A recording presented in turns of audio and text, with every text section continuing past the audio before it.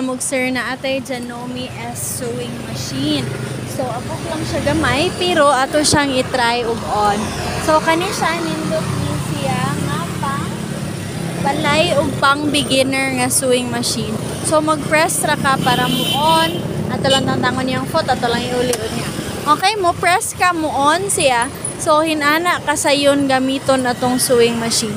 Pwede ra sad pahinayan iyahang speed para dili kayo ka makuratan, di ba? So if beginner ka, nindot kayo ni para nimo atong padulan.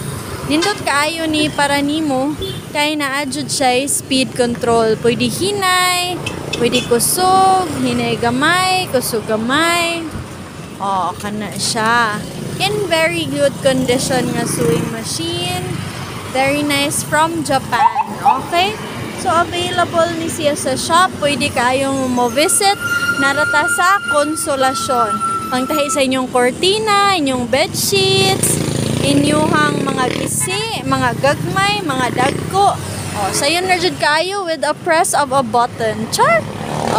Pislit ka mo on, pislit ka mo off. O, basin mo na niyang sign nga mag-work from home mo. Kay nindot kayo manahi, kay dili ka kinahanglan og shop. Pwede ra gid ka sa inyo ha manawat, okay?